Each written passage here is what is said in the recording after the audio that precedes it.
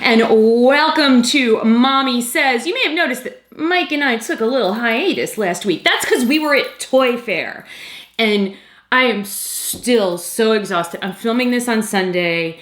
Toy Fair ended on Tuesday, and it was just 4 days of nonstop amazingness. I mean, for toy people, Toy Fair is like our Super Bowl with Christmas and like your birthday and 4th of July and like just every great childhood memory and going to Disney World all at the same time. So Toy Fair is just like amazing, but it's also exhausting because it's the whole Javits Center. And this year there was Play Fair 2, which was open to the public, and it was amazing, and I'm exhausted, but I'm so happy exhausted. And now I'm trying to sort of process everything that I saw, and I want to share with you some of the things that I took away from Toy Fair this year as far as the toy trends that are coming in 2016. I'd also like you to, I'm going to link down below, Lori, our Toy Insider mom here at the Toy Insider. She was there,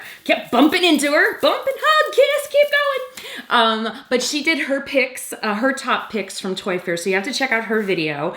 I thought she had a really great selection of things. And so I just wanted to share with you what's coming this year for parents and kids as far as toys are concerned, and some things that I was really excited about that have changed versus the past few toy fairs that I've been to over the past few years since we started the channel. So the first thing, and I hope parents will be excited about this because I know that I am, is that there were way less toys that need to connect to an app.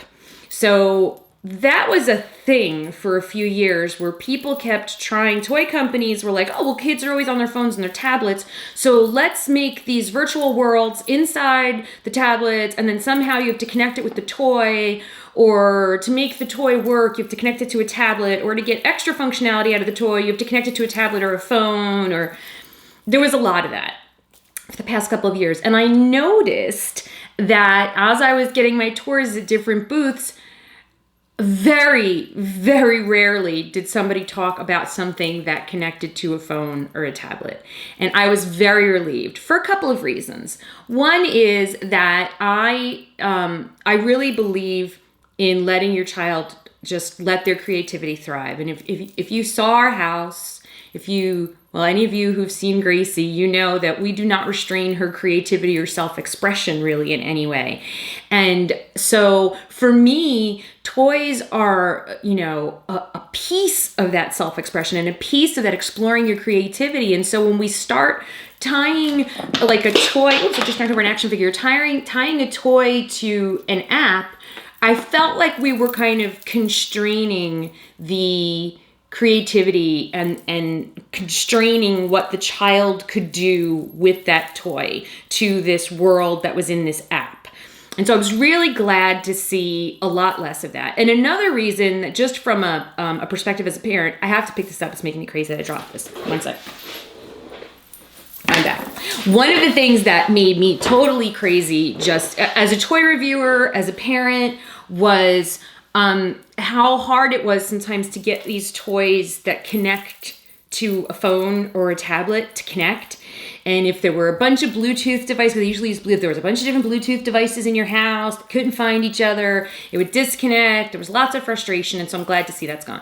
I think overall, something that I noticed in general at Toy Fair was that there did seem to me to be less of a tech aspect. Last year, I almost felt like I was like at CES or something because there was so much tech everywhere you went.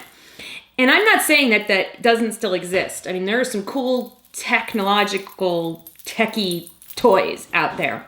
But I feel like there was definitely, we're moving back to creativity and imagination and a little bit away from the technology. And that's good for the reasons I just stated. It's also better for your pocketbook because all of these technologically advanced toys were really kind of pricey.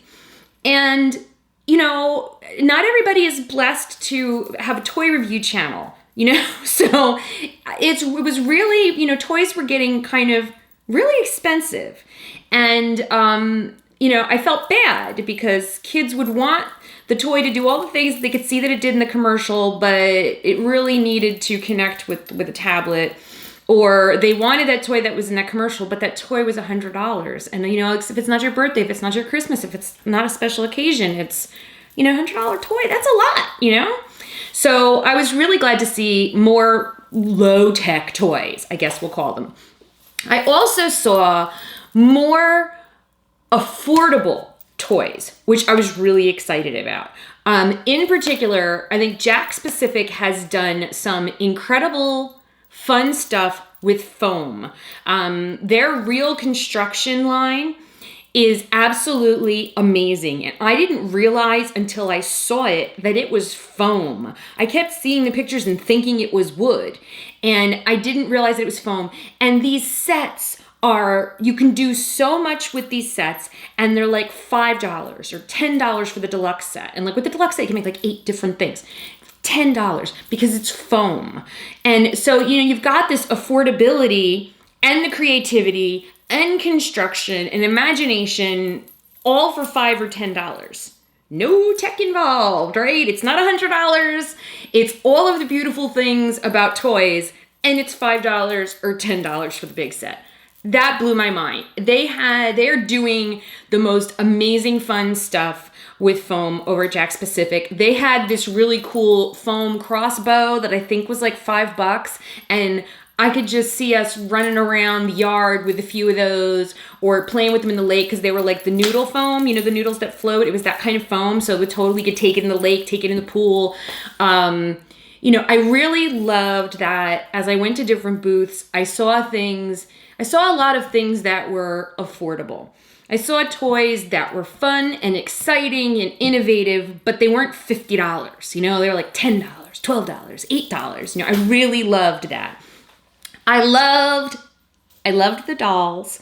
I love that dolls have been and always will be a thing, because I'm a huge doll collector. I mean, dolls from the dawn of time, I'm sure there were little cave girls taking a rock and carrying it around and pretending it was a baby or a little person, and boys were carrying a rock and pretending it was a mastodon, and or maybe girls were pretending it was a mastodon. I don't know. But so it was just great to see so many cool dolls. And so I will give you my doll pick of the show momentarily. Another thing that I was really excited about was to see how much creativity and art has expanded. So we've seen a big move, into the maker fad and construction and building toys. And, now we're making building toys for girls and, building toys for boys and all kinds of building and construction. And we were very into STEM and science, technology, engineering, and mathematics. And I'm very excited that STEM is now STEAM with the addition of the arts. And that was there. Art was there in a big way this year at Toy Fair. Crayola had a bigger booth than I remember them ever having before. Crazy Art booth was huge. There were so many new companies with art things. The Style Me Up booth, which the first year I went to Toy Fair, the Style Me Up booth was like, 2 times the size of my desk. The thing was huge. And they have such cool crafty and artistic toys. And so there was just so many artistic, creative toys. Lots of things related to drawing and coloring and crafting. And so not just building and construction, but getting back to that creativity. I mean, come on, coloring and drawing. This is ubiquitous to childhood, and building is too. But I was so afraid that we were pushing so much the construction and the engineering and the technology, we were kind of forgetting the creativity. And as a child who was creative more in an imaginative way, and I started writing at a very, very young age. I wrote my first novel at the age of 10. It was horrible, but I wrote a novel when I was 10. But I wasn't a techie, and I wasn't into Legos and Lincoln Logs. I was into writing, and my daughter's into art. And that's her expression and her creativity. So excited to see so many creative things. Lots of construction stuff still going on. but there's more creativity. Like I feel like the arts are coming up now and joining the construction and technology. So here are my picks. Some of my favorite things that I saw at Toy Fair this year that are coming to stores near you throughout this year. So the first thing is my doll pick. And I have to say, this was kind of a no-brainer. It's the DC superhero girls. And these are... They're the DC superhero girls. Like this is Batgirl, and there's Supergirl and Wonder Woman, and then there's some villains. There's Poison Ivy, and there's Harley Quinn, and did I say Wonder Woman? And they're in high school, so they still haven't really gotten the hang of whatever their superpower is. And they're being superheroes or perhaps becoming villains while going to high school. So they're navigating high school. I love the story behind them.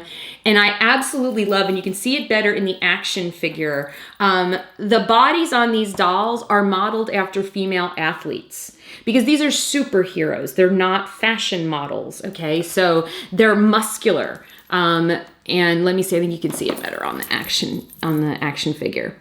So I really just love that these dolls they're, come on, focus camera. They're muscular and they're strong and they're beautiful and they have really cool outfits and they have really cool play sets. And I love that they come both in a 12-inch doll, slightly bigger. So Barbie's roughly 10 inches. This is a 12-inch doll and a 6-inch action figure. And they've got all really cool play sets that are coming with these dolls. I love the song. I love the webisodes. I love the concept. I love the play sets that are coming out with these dolls. And I just really love the positive message about these. And there's lots of dolls with positive messages. I just really love the execution of this because I think for girls to want to play with a doll, and I'm saying this because I'm a girl, I'm sure for boys too, it has to be aesthetically pleasing. And these dolls are extremely aesthetically pleasing to the eye. And they're super fun and they're cool and they kick butt. So that was my second doll pick is also another action hero. It's Miraculous Ladybug, which is a French cartoon that's been brought over to the US by Nickelodeon. Gracie and her friends are really getting into Miraculous Ladybug. That blew me away too. And they also had action figures, not just dolls. So that was really cool. So another pick that I thought was really, really cool was over at Hasbro. So Hasbro has their For Real friends. They have this little dragon. I'm going to insert a picture here of him. This thing is going to be like Star Lily last year was on everybody's Christmas list or Hanukkah list or birthday list. This dragon is going to be on the list. It's on my list. This dragon was so cute. You put a little bit of water in its head and then it does steam out of its mouth and it has this like orange light in its mouth so it looks like it's breathing fire. It was so cute. It was adorable. I absolutely loved it. And also in the sort of semi-alive pet genre, Moose Toys and their Little Live Pets, and has a not so little live puppy, this really soft, fluffy puppy, but he's also animatronic and he sleeps and he scrunches his face. And so he was another pick for me in that kind of doll. Doll or toy that is coming back, blast from the past, is Betty Spaghetti. Now, kids from the 90s are freaking out because Betty Spaghetti is back. Betty Spaghetti totally missed me because, you see, I was a grown-up in the 90s. But I know of Betty Spaghetti, and I was really excited, and I had an awesome time playing with Betty Spaghetti at the Moose Toys booth. They had this whole bin where you could put together your Betty Spaghetti, and they are so cute looking, and they're going to be at a really good price point, which I like. And there's also sort of a creativity and a mix and match thing with that, and I really, really like it. Another retro thing that's coming back that I'm really excited about is from Spin Master, the Powerpuff Girls. Yes!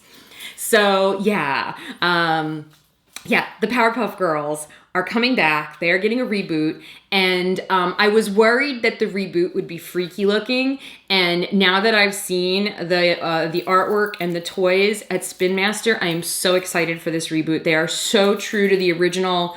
They have a Mojo Jojo. I need the Mojo Jojo playset. They have Princess. I mean, I just absolutely, totally, I'm ready. Give me some Powerpuff Girls, please. That is cool. That is so cool.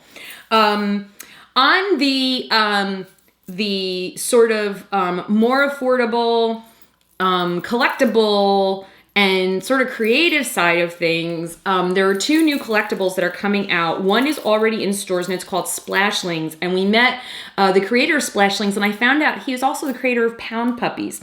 And Pound Puppies was inspired by his daughter, and Splashlings is now inspired by his granddaughter. And what's really cool is Splashlings are these little mermaid dolls, little mermaid collectibles. They're about like this big. And then they also have blind bags. I'm sure we'll be doing lots of them on Mommy and Gracie show. And but he created a story for his granddaughter that, people think mermaids are like human size. And he's like, no, mermaids are actually really tiny and they live in shells. And so that is where the Splashlings come from. They're absolutely adorable. There's all these little pets to collect, and there's a whole story and a mythology that goes with Splashlings. Really nice, affordable, collectible. I think they will be a lot of fun because they're not just an inanimate object, but they're little tiny mermaids. And I thought they were really adorable, and I fell in love with the guy, and I fell in love with all the Splashlings and the mythology that he created, and I'm really excited about those. So those are actually already, I've seen them in Toys R Us. And then coming for back to school, so you're going to have to wait, Electro Kitties. So Gracie and I have been fans from Electro Kids from day one. So Electro Kids are about this big. I don't have any handy. I'll try to insert a picture of them, and you can get them at all, your major retailers, and they come in all different colors and themes, and their hair moves to sound. Well, now Electro Kitties are blind bags. They're about this big, and they've got like the poofy, the fluff hair in all different colors and all these funky designs, and they're themed around different genres of music like metal and country and dance and I think hip hop, and they are so cute. Those are going to be just a super fun collectible. That's going to be what your kids are haunting you for when they go back to school. FYI, get ready, stash some money for the Electro Kitties. And then I think if I have to pick a tech toy from Toy Fair, it was actually beyond easy to do. And I really had picked this before I went to Toy Fair, and then I saw the tech toys, and it was still my pick. And it is also from WowWee, and it's Chip, the dog. Chip is a robot dog, unlike any other robot animal that you've ever seen. It's incredibly smart, incredibly adorable. It learns from you. It knows when its battery is low, so it'll go park itself in its charger. When you turn the lights off at night, it'll go put itself in its charger. Mom and Dad, you see where I'm going with this? So you don't have to hear like how, I forgot to charge the puppy. So it's going to charge itself. It knows. And it was so cute. And watching all the different things that it could do, especially I was just thinking for kids who, because of allergies, can't have a pet, toy makers have tried in so many different ways to come up with, and they've done some like Zoomer Kitty was really cool. Like if you couldn't have a pet, this really just takes it to a whole new level of really becoming an interactive pet. And I was blown away by Chip. I read about it. I saw some videos of it before, but then when we went and met Chip and saw Chip at Toy Fair, I was like, no contest. Chip wins Tech Toy of the Year from Mommy. So that's my recap of Toy Fair 2016. I will put a link below down to our Toy Fair playlist on Mommy and Gracie show, because videos are going to keep going up over the next few weeks because I film like everything. So you'll get to see what's going on there. Also, there's links down below to the videos from the Toy Insider from Toy Fair. Mike will be with you next Monday for Mike Says, and he might be doing a recap of Toy Fair. I'm not really sure. I have a feeling he will. Hint, hint, Mike. So, ask me any questions down below, anything you want to know about anything I've talked about or something that you heard about or anything, just let me know. Let's talk in the comments down below. Make sure you subscribe to the Toy Insider so you never miss a cool toy video. Make sure you read the Toy Insider, because there's lots of great information on thetoyinsider.com.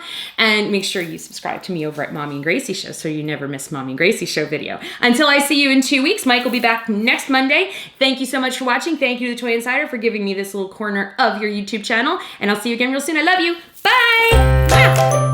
Bye.